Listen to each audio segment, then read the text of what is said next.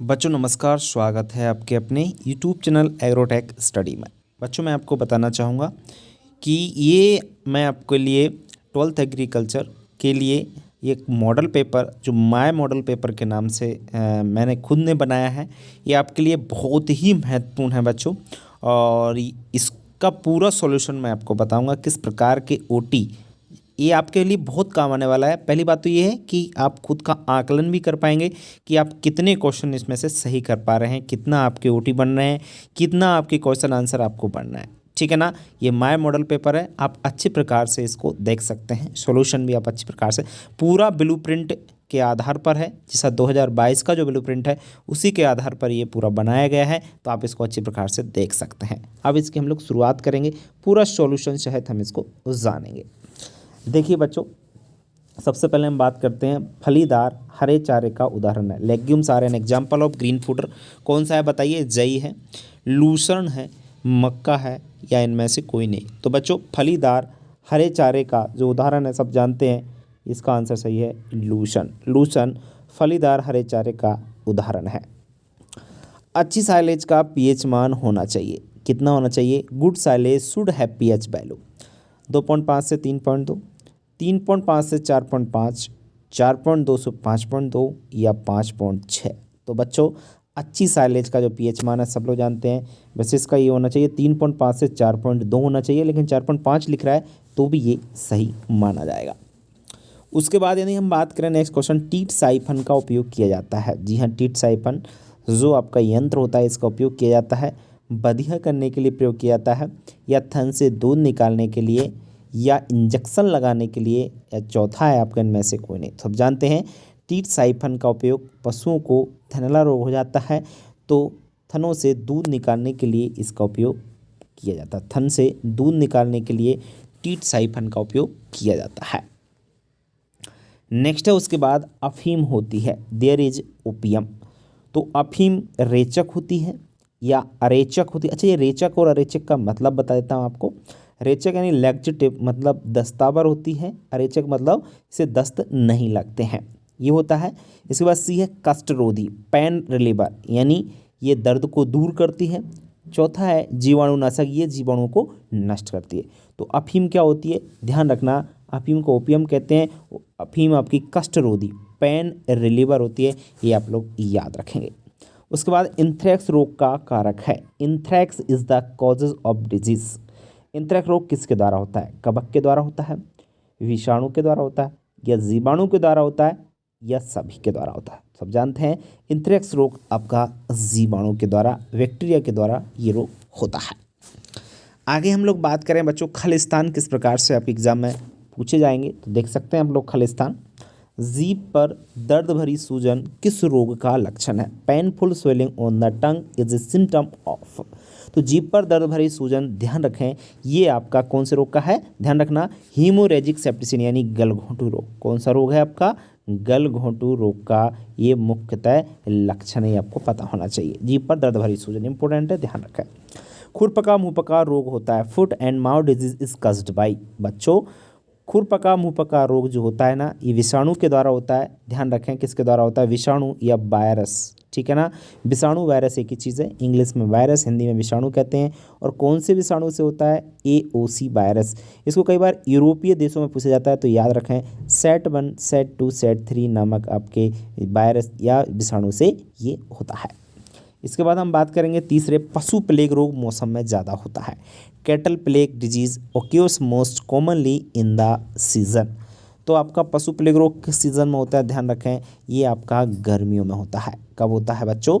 गर्मियों में ये रोग होता है। तो याद रखें ये आप लोग ग्रीष्म ऋतु या कह लें ग्रीष्म मौसम में ये ज़्यादा होता है पशु प्लेग रोग। ठीक है ना। उसके बाद हम लोग बात करते हैं नेक्स्ट प्रश्न की। और नेक्स्ट जो आपका प्रश्न है, पशु के 8 स्थायी दांत वर्ष में निकलते हैं। तो कब निकल आते हैं? ध्यान रखना, पशु के 8 जो स्थायी दांत हैं ये आपके 5 वर्ष में पूरे तरीके से निकल आते हैं। ध्यान रखें 5 वर्ष में ये निकल आते हैं। उसके बाद नेक्स्ट है, गाय का गर्भकाल दिन का होता है। The gestation period of a cow. तो काउ का जो आपका जेस्टेशन पीरियड होता है वो कितने दिन का होता है? सब लोग जानते हैं ये आपका 200 282 दिन का होता है। कितने दिन का होता है? 282 डेज का होता है। उसके बाद केंद्रीय बकरी अनुसंधान संस्थान कहाँ पर है? तो केंद्रीय बकरी अनुसंधान संस्थान मखदूम मथुरा, फरय मथुरा, उत्तर प्रदेश में स्थित है। फरय मथुरा उत्तर प्रदेश में स्थित है, ये आप लोग याद रखेंगे, ठीक है ना। केंद्रीय बकरी अनुसंधान संस्थान। इसके बाद ट्रू एंड फॉल्स की बात कर लेते हैं बच्चों। सत्य असत्य छांट कर आपको लिखना है, तो आपको बताना है। देखिए सबसे पहला है बर्बरी को शहरी बकरी के नाम से जाना जाता है, तो क्या ये सही है? बिल्कुल सही है बच्चों। बर्बरी बकरी को आप क्या कहते हैं? सिटी गॉट के नाम से जानते हैं। नेक्स्ट है दूध की रानी के नाम से जमुनापारी बकरी को जानते हैं? जी नहीं, ये गलत है। दूध की रानी के नाम से किसको जाना जाता है? आपको पता है, दूध की रानी के नाम से आपकी सानेन बकरी को जाना जाता है, तो ये गलत माना जाएगा। घी में वसा की मात्रा 0.5% होती है, तो ये भी गलत है, क्योंकि घी में वसा की मात्रा होती है 99.5% और बाकी 0.5% इसमें क्या होता है? जल होता है। पूछा क्या है? घी में वसा की मात्रा 0.5% होती है, तो ये असत्य होगा। इसके बाद क्रीम का रंग पीला केसीन के कारण होता है? जी गलत, बिल्कुल गलत है, क्योंकि जो आपके क्रीम का पीला रंग होता है वो कैरोटीन के कारण होता है। केसीन के कारण क्रीम का या दूध का सफ़ेद रंग होता है, ये ध्यान रखें। इसलिए क्रीम का रंग पीला कैरोटीन के कारण होता है, इसलिए गलत माना जाएगा, असत्य माना जाएगा। इसके बाद बैक्टीरिया द्वारा बनाया जाने वाला ब्रिक पनीर है। ब्रिक पनीर, जी हाँ ये सही है, आपका बैक्टीरिया द्वारा ब्रिक पनीर बनाया जाता है। इसके बाद मुर्गियों में 4 जोड़ी दांत पाए जाते हैं, तो ये गलत है, क्योंकि मुर्गियों में दांत पाए ही नहीं जाते हैं। मुर्गियों में दांत नहीं पाए जाते हैं। फिर क्या पाया जाता है? जिनमें जो भोजन पीसने का कार्य किसके द्वारा होता है? ध्यान रखें, मुर्गियों में भोजन पीसने का कार्य गिजार्ड द्वारा होता है। किसके द्वारा होता है? गिजार्ड द्वारा। तो बच्चों जो आपके प्रश्न हैं सत्य असत्य, ये सभी आपके क्लियर हो गए। अब बढ़ेंगे हम लोग आगे, नेक्स्ट आपके एक शब्द में उत्तर के लिए आंसर इन वन वर्ड की बात कर लेते हैं। मुर्गीशाला का तापक्रम कितना होना चाहिए? What should be the temperature of chicken shed?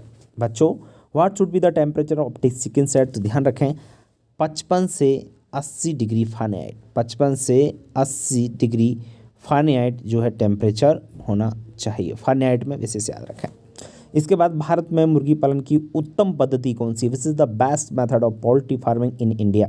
तो भारत में मुर्गी पालन की उत्तम पद्धति है गहरी बिछावन पद्धति। इसको हम लोग डीप लिटर प्रणाली के नाम से भी जानते हैं। याद रखें, भारत में मुर्गी पालन की जो उत्तम पद्धति है वो गहरी बिछावन पद्धति या डीप लिटर प्रणाली है।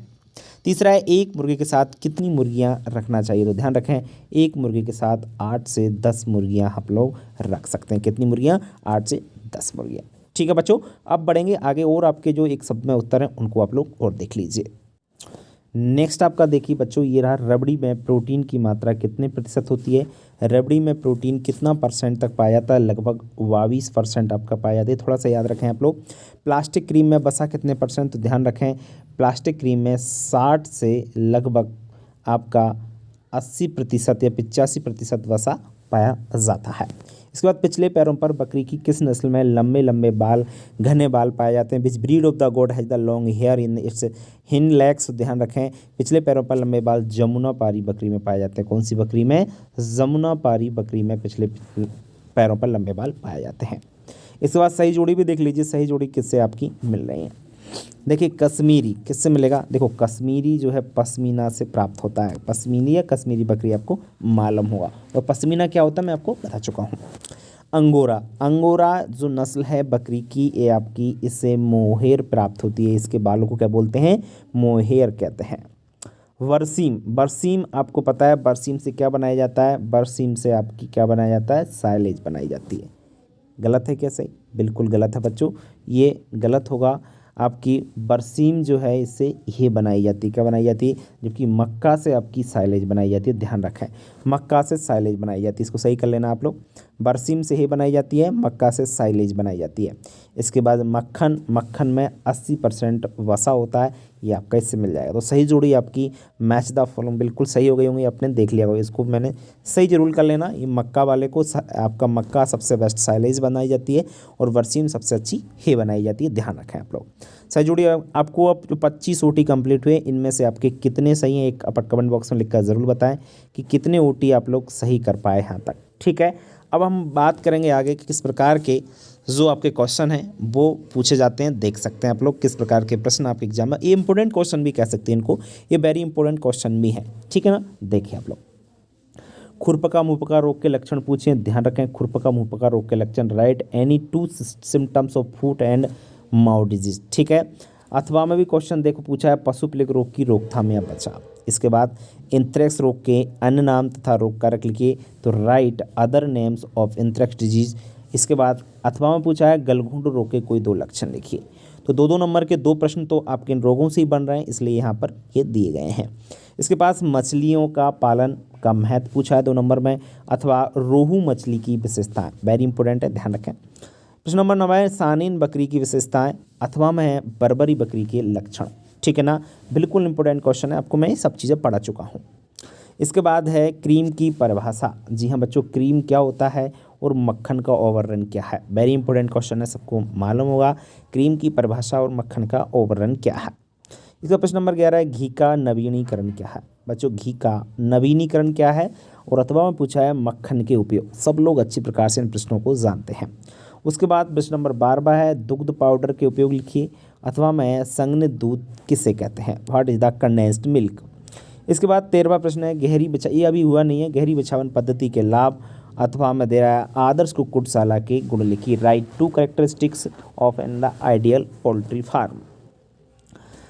14वां प्रश्न है पशु आहार के सिद्धांत लिखिए, अथवा में पशु आहार में आपकी प्रोटीन की जो मात्रा है वो आपको बताना है, प्रोटीन कार, पशु आहार में प्रोटीन के कार आपको बताना है, ठीक है ना। इसके बाद हम लोग बात करते हैं बच्चों आगे, नेक्स्ट क्वेश्चन है आपका 15वां जो क्वेश्चन है, देख लीजिए बच्चों 15वां क्वेश्चन, अच्छी साइलेज के गुण लिखिए, अथवा में ही बनाने के लाभ लिखिए। इसके बाद प्रश्न नंबर 16 है गाय का गुणांकन पत्र तैयार कीजिए, अथवा में अच्छे बैल के लक्षण लिखिए। इसके बाद है बच्चों पशु आहार में विटामिन के कार्य बताइए, अथवा में साइलेज बनाने की हानियाँ लिखिए, write the disadvantage of silage making. 18वां प्रश्न है इस चैप्टर में से 4 नंबर का प्रश्न पूछा जाएगा, निम्न पर टिप्पणी लिखिए। मैं आपको बता देता हूँ, टीट, साइफन, सिरिंज, बुलनोज, पंच, स्पैचुला ये आपके यंत्र हैं, जबकि अथवा में दे रखा है अलसी का तेल, कॉपर सल्फेट, नीला थोता, बोरिकम। तो इनसे आपका जो है क्वेश्चन बनेगा, ध्यान रखें। 4 नंबर का प्रश्न तीसरे चैप्टर से पूछा जा रहा है, जहाँ में आपको पशु चिकित्सा एवं औषधि एवं उपकरण है, आपको मालूम होगा ये बहुत इंपॉर्टेंट चैप्टर है, इसमें इसी प्रकार से प्रश्न आपके एग्जाम में पूछा जाना है। 19वां प्रश्न 5 नंबर में इनक्यूबेटर का प्रयोग करते समय कौन कौन सी सावधानियाँ रखना चाहिए, अथवा में है ब्रूडिंग क्या है, कृत्रिम ब्रूडर के लाभ लिखिए। जी हाँ बच्चों, वेरी इंपॉर्टेंट क्वेश्चन है, यदि आपने नहीं पढ़े तो कोई दिक्कत नहीं है, मैं आगे पढ़ाऊँगा। मुर्गी आहार में कार्बोहाइड्रेट के कार्य लिखिए। देखो 20वां जो प्रश्न है 5 नंबर में, मुर्गी आहार में कार्बोहाइड्रेट कार्य लिखिए, वेरी इंपॉर्टेंट है क्योंकि मैंने ब्लूप्रिंट के आधार पर ही ये पूरा आपका पेपर बनाया है। अथवा में मुर्गी आहार में फास्फोरस का महत्व लिखिए। तो बच्चों ये थे आपके क्वेश्चन, किस प्रकार के प्रश्न आपके एग्जाम में बन सकते हैं पूरा आपको बता दिया है। और आपका जो ओटी हैं वो भी आप बताइए कितना 25 में से आप कर पा रहे हैं, ठीक है ना। आगे जो वीडियो है सब्जेक्ट वाइज बनाने की पूरी कोशिश है कि आज से ही स्टार्ट कर देते हैं, देखते हैं आगे वाली जो वीडियो बनती है। तो बच्चों इस वीडियो में इतना ही, आप मुझे ज़रूर लिख के बताइएगा, ठीक है बच्चों। इतने कल फिर मिलेंगे, तब तक के लिए नमस्कार।